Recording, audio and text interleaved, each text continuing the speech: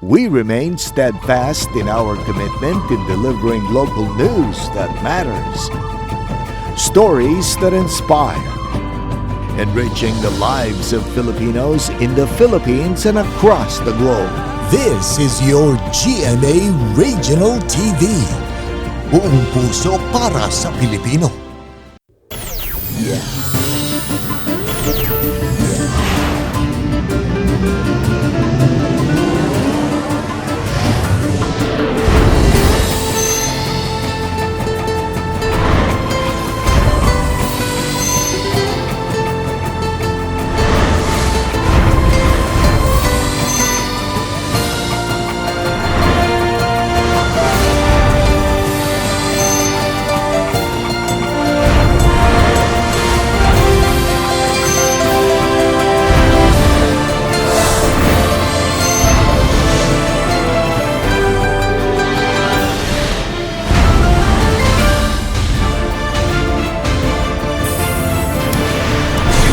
Kini ang GMA Regional TV Balitang Bisdak.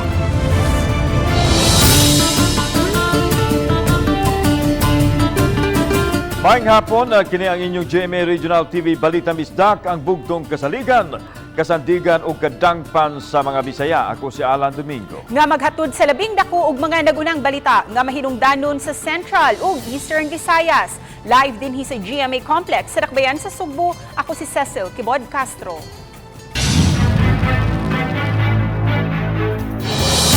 Fire Prevention Month tapan, unom na hinuon kasunog ang niulbo sa Dakbayan sa Sugbo. Sunod lang sa unom ka adlaw palang gani nga pagpatuman sa nga malikayan ang sunog. Gibana-bana nga 14 milyones pesos ang kinatibuk ang danyos. Problema sa linya sa kuryente ang gitanaw nga hinungdan sa sunog. Ani ang report? Kagahapon lang adlaw, duha ka sunog ang miulbo sa Dakbayan sa Sugbo diin unang nahitabo pasado alas 3 sa hapon sa Salinas Drive Extension, Barangay Lahog. 8 kabalay ang naugdaw sa sunog nga bidanyos og 3.7 milyones ka pesos. Samtang wala magdugay mitubag usab ang sunog sa sitio inahan sa kanunayng Panabang sa Barangay San Antonio alas 5:13 sa hapon. Gikumbati sa mga bombero ang sunog hangtod na paong kini alas 5:58 na sa hapon. Miabot sa 9.6 milyon pesos ang gibiling danyo sa sunog. Sukad sa pagsugod dining Fire Prevention Month, unom na kasunog ang nahitabo sunod sa unom ka adlaw nga narespondihan sa Cebu City Fire Office. Napay saktong supply sa tubig atong hydrant. Kuan ra gyud ang kaduol na bitaw sa oras ba. Mara toy atong nakit-an nga posible nga kakulian ba nga wapagikapahuway atong mga firefighters na nasa atubang men. Hopefully dinhi siya mahitabo inani. Kumon hinungdan mao ang problema sa linya sa kuryente nga depektoso. Mato ni Senior Fire Officer 2, Windel Villanueva, nga posibleng wala maayo ang linya sa kuryente nga apektado dihang gikuso-kuso ang Sugbo sa Bagyong Odette. Niadtong wa pa nakabalik ang power supply, ang open flame sama sa kandila nga nabiyaan ang sagad hinungdan apan sa pagbalik na sa kuryente. Ang mga wiring na usab ang posibleng hinungdan. Mas maayo nga atong i-revisit ang atong mga electrical connections, electrical wirings, posibleng na nadaot sa Bagyong Odette. Gid lang kita magpada sa kahadlok o karatol. Kay maratol na ta, mawa na ta sa focus, mo na imbes nga mapawong ito na ito, misamot yun dako ang kayo. Awhag sa BEP sa katawhan nga magmatngon pinaagi sa paghiling sa mga wirings, siguraduhan usab nga luwas ang mga gamit sa pagluto sama sa LPG. Kauban si Cleofer Lumayag, ako si Alan Domingo. Balitang Bisdak.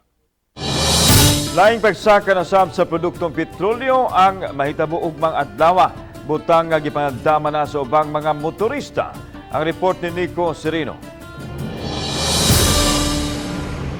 Sa usa ka gasoline station sa daan AC Cortez, Mandaue City, may mga nagpakarga na lang daan og full tank sa ilang sakyanan. Pagpangandam kuno kini sa dakong pagsaka sa presyo sa produktong petrolyo sugod ugmang adlaw. Sa naunang pamahayag sa mga oil companies, posibleng musaka karong simanaha ang presyo gikan sa 3 ngadto sa 5 pesos matag litro. Apektado ang mga motorista niining pagsaka nga makakibhang sa budget. Magdaginot lang tani, magbike-bike lang ta siguro tani. Makaapekto gis budget dai sir? Mag-apekto sa budget sir, kinaga si 20 na gud kapin. Matod sa supervisor sa gas station, nakabantay siya nga may daghan nga buot magpa full tank ng daan. Hinuon sa pagkutlo ning balita, wala pa sila masayod pila ang insakto nga kantidad sa aumento sa presyo. Nagpaabot pa sila sa abiso niini. Nari magpaputang kay mostly moingon sa daong customer nga wa man tay mahimo mao man din siya ang price, so bisag mo dagan ko na ilang sakyanan kung di sad ko na magpagasolina bisag mahal na increase gamay go gihapon sila. Sa oil price hike ug mga adlaw, sugod alasay sa buntag kini iimplementar. Uban ni Godfrey Relien, Nico Sereno, Balitang Bisdak. 19 ka mga barangay sa Northern Samar ang nakasinati og pagbaha. Mato ni Josh Encano, Provincial Disaster Risk Reduction and Management Officer sa probinsya sa Northern Samar. Nga tungod kini sa sigig-uwan nga nagsugod ni atong Sabado sa udto hangtod kagahapon. Sa kuha sa usa ka netizen sa barangay Gibulwagan, lungsod sa Katarman, pipila ka mga residente ang natanggong kay dili makatabok sa pikas tampi sa sapa. Ang ilang taytayan naputol tungod sa kusog nga bulog sa tubig. Adunay 5 ka mga banay ug 21 ka mga tao ang gipabakwit. Nakabalik na hinuon sila kaganihang buntag dihang mihubas na ang baha. Sa post sa DPWH Region 8, pipila usab ka mga lugar sa Eastern Samar ang gibahaan. Napasigahan na ang pipila ka mga bahin sa Olango Island sa Dakbayan sa Lapu-Lapu ni atong weekend. Unang napasigahan ang Mini City Hall, Police Station 1 ug ang dakong bahin sa Barangay Santa Rosa ug gamay bahin sa Barangay Sabang. Apan gikasubo sa MECO nga wa pa mabalik ang supply sa kuryente sa Santa Rosa Community Hospital. Matod sa Senior Vice President ug General Manager sa MECO nga hayan mosunod nga 30 pa ka adlaw hingpit mabalik ang supply sa kuryente sa tibok isla sa Olango. Ready na to energies, but unfortunately ang gihilabtan ang ilahang secondary line dito. Sorry for the term, gikawat ang ilang kwan. I've asked our people on how to possibly assist na lang if naami makanang ma-land dito nga kuan mga magamit nila aron lang ma-power up na to balik ang hospital.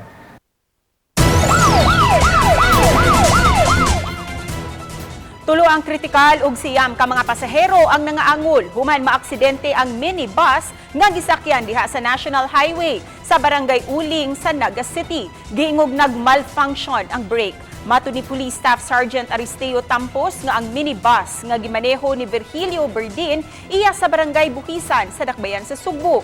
Gihuwaman kini sa mga batan-on alang sa ilang outing sa lungsod sa Pinamungahan. Padung nauntang mupauli ang grupo dihang giingong kalit nga dili na mupaak ang brake. Hangtod nga nalimbuwad ang bus tungod sa kadulhugon sa lugar.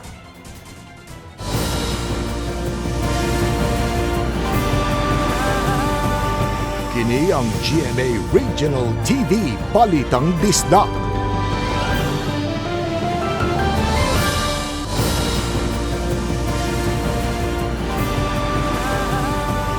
Kini ang GMA Regional TV Balitang Bisdak. Pagpamakuna batog sa COVID-19 sa mga bata na edad 5 ngadto sa 11 anyos. Sa Lapu-Lapu City mibalik na human mahunong kay nahutdan og supply. Siluan meron din na dunay live report. May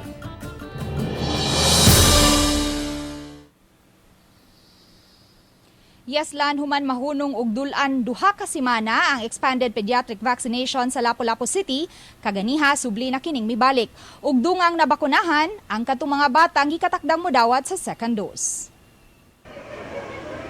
Subling midagsa sa Lapu-Lapu City Central School ganihang buntag ang mga batang edad 5 ngadto sa 11 anyos. Sagad kanila kadtong mga nag-first dose niadtong Pebrero 14. Ang magsuong Lance ug Kim Pipino way ko kahadlok nga magpabakuna bisan sa edad nga 5 ug 6 anyos. Good. Good? Not painful? How was the vaccine? Good. So far, wala naman dyan siya effect. Actually, pag after gani sa second dose, kay na kanang kiatra dyan kay sila mura wala. Yeah, kusog lang siya kay sila mukaon after gid ato nagutom sila ba. Apan ang ubang mga bata, gikinahanglan panggunitan aron mabakunahan sa second dose. Karong adlaw, nakaschedule ang 515 ka mga batang mag-second dose sa COVID-19 vaccine sa Lapu-Lapu City. Samtang 135 usab ang gitagana alang sa first dose nga mga taga-Dakbayan.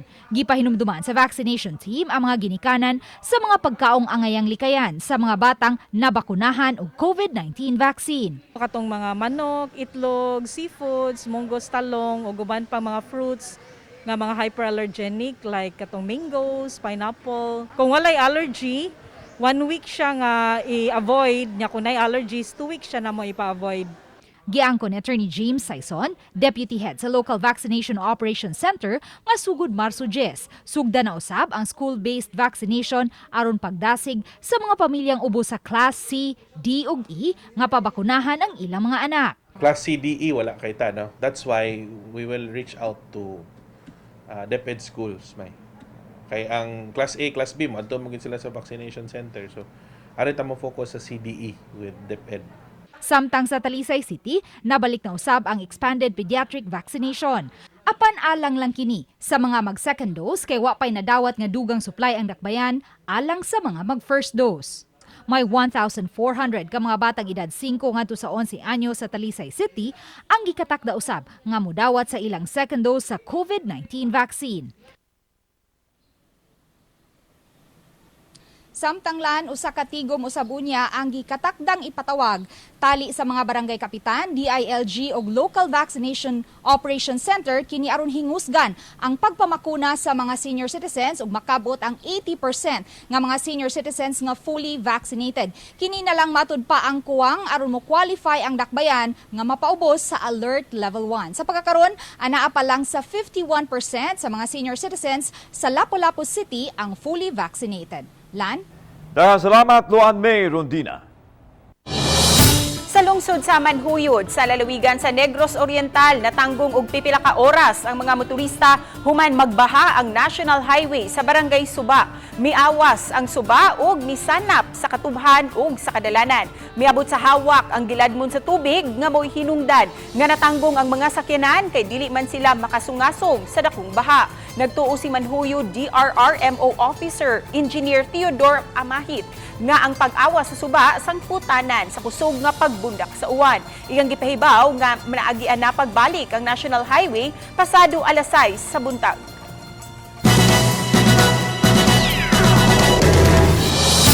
Face-to-face nga kalihukan sa kabataan uban sa Talisay City Police. Napahigayon na gyud subay sa pagluag na sahab sa restrictions. Ang report ni Femari Dumabok. Sa labing unang higayon, human sa halos 2 ka tuig nga gidid-an ang mga bata nga makagawas-gawas tungod sa COVID-19. Gahapon gitagbo sa Talisay City Police sa mga batang nag-edad og 5 hangtod sa 12 anyos dinhi sa multipurpose hall sa Barangay Tangke. Tumong sa kalihukan mao ang pagtudlo sa mga bata nga malikay nga mabiktima o magamit sa illegal nga drugas ug sa bisan unsa nga matang sa krimen. Aduna say pagtulunan alang sa ilang personal hygiene, spiritual, mental ug emotional nga aspeto. Giabagan ang kalihukan sa City Advisory Council ug sa mga negosyante nga gitawag og RTC Cares. Nagsugod ta dinhi sa Tangke, then i-continue na to sa uban nga mga barangays. Ang ato sang gitagaan o pagtagad ang mga seniors kaysa atong makita dako sa role ang mga seniors through sa ilang experience nga makatabang. Included na ang senior citizen, atong nakita, balikon ako, kung kinsay nang hinanlan, mo'y atong tabangan. So, di raman bata ang nanghilanlan. Gihangop kini sa mga bata nga daw susama kini sa dry run alang sa limited face-to-face classes. Indot kaayo kanang na makakita ko sa akong mga classmates balik. Ganahan ko magkuan na bag face-to-face na may nga nakaayo. Salamat na lang. Gawas sa pagkaon, may mga duwaan nga gihatag samtang gisayawan usab sila sa ilang mga ati ug kuya.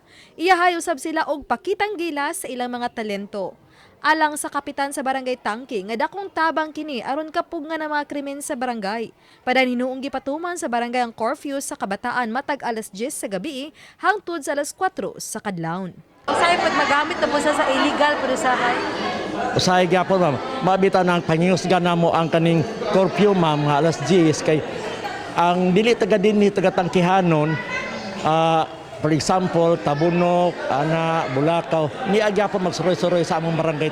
Uban ni Jun Solonog Road Prado. Ako si Femery Dumabok. Balitang Bisdak. Sa padayong pagsaka sa presyo sa petrolyo, pipila ka mga PUV driver na nawagan na sa kagamhanan nga i-regulate ang presyo ni ini. Matud sa pipila ka mga driver nga bisan pun gitugutan na sila nga 100% ang kapasidad sa ilang mga sakyanan apan kulangon ra gihapon ang ilang kita. Ilang hangyo nga patasan na ang minimum nga plitihan sa taxi o sa mga PUJ. Samtang pipila sa mga pasahero, uyon ra usab nga himuong tag 15 pesos ang minimum nga plitihan sa PUJ. Patasaan sa daamuang kuan, amuang litihan man ba kay nagmahal ang gasolina, mahal kayo? Pahit kayo, sus, may pamubuan yun kay pahit kayo biyahe sad mingaw na kayo sad. Nakato panawagan nga 15 pesos na minimum nga plitihan. O kana okay ra kay na gyud kay para balang mamahal kayo gasolina, mahal sa plite ba. Wala tayo may mo na kay mao na magila ilang kumukuan. Ang ato lang nga, basta mao na kuan ka to. Okay naman siguro ma'am kay at least ba ang sa pasahero nga kuan gali makakuan sad sila sa ginansya gani nila sad kay kung parehas ra gihapon and then gasige lang gyapon saka ang gasolina. Gamay na lang kay sila mauli sa ilang pamilya.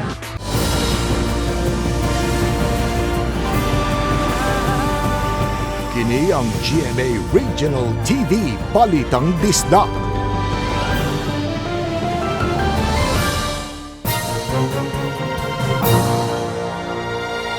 Kini atong latest update bahin sa atong panahon karong adlang Lunes, Marso City 2022. Aduna tay ginamonitor karon na low pressure area ug kagayon ng astres sa kadlawon ang sentro ni ini anaa nahimutang 135 kilometers silangan amihanang silangan o east-northeast sa hinutuan Surigao del Sur. Nagpabiling ubos ang tsansa ni ining LPA nang mo-develop o forma pa ngadto sa usa ka bagyo. Padayon lang ta mag-monitor sa atong mga gipang issue ng mga rainfall advisories ug mga thunderstorm o heavy rainfall warnings. Ug mao na ang atong latest weather update. Para sa dugang impormasyon, bisitaha lang ang atong official website ug diri lang ta kutob gikan diri sa buhatan sa Mactan sa DOST Pag-asa Visayas Regional Services Division. Kini si Mark Gales. Daghang salamat ug mag-amping tang tanan. Unang adlaw nagkaroon na lang sa limited face-to-face classes sa pipila katungaan sa probinsya sa Leyte.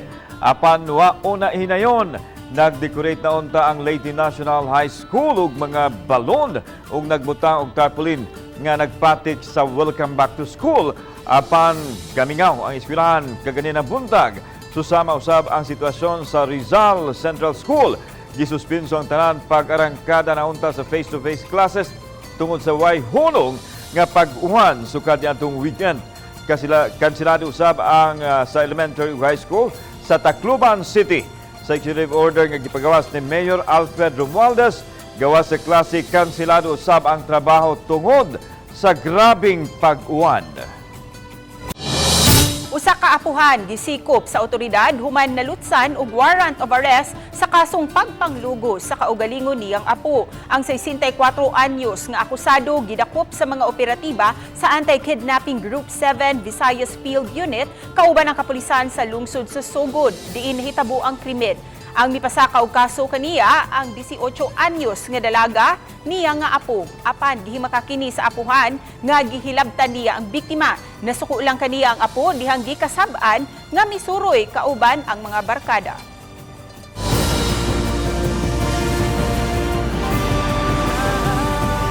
Kini ang GMA Regional TV Balitang Bisdak.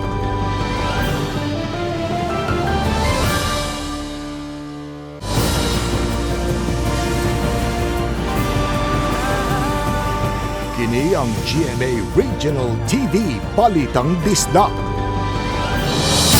Nasikop sa Carcar City Police ang 5 ka mga taong giingong nalambigit sa pagpamaligya o ginadiling droga sa syudad. Ato sa gihimo nga 4 ka managlahing anti-drug operations niadtong weekend. Ang 5 gilang sa mga street level individual diin nakuha tanan gikan kanila ang mabalor sa 10,000 pesos nga ginadiling drugas. Tulo sa mga didakpan, mga babae, gisubay pa sa Karkar Police kung asa gikan ang tinubdan o kauban niini. Sa silingang lalawigan sa Negros Oriental, patay ang nagmaneho sa usa ka motorsiklo human mubangga sa usa ka truck di karga sa may National Highway sa barangay Mayabon sa lungsod sa Zamboanguita. Gideklarar nga dead on arrival sa dihang gidala sa Zamboanguita Rural Health Unit si Omar Limbaga. Nabugtuan usab siyang kinabuhi ang angkas ni ini nga si Sherwin Bendanillo. Pipila ka oras human gitabang sa mga doktor sa Negros Oriental Provincial Hospital.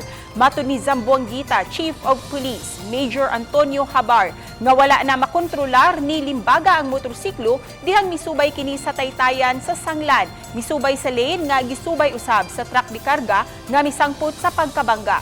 Sa kakusog sa bangga, nalabay si Limbaga ug ang iyang angkas. Voluntaryong mitahan si Joscoro Palyalos, ang driver sa truck, kinsa posibleng mapasakaan og kasong reckless imprudence resulting in double homicide ug damage to property.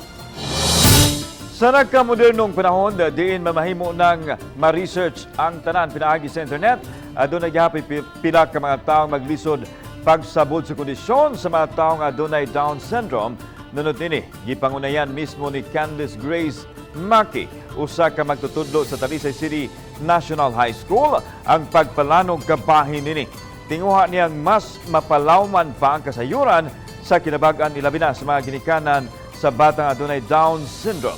Isip usa ka inahan sa lalaking anak nga adunay Down syndrome usab, yang ni Maki nga daghan siyang nakatunan sa gihulagway nga dakong impluwensiya sa iyang pagtuyo isip pamilya.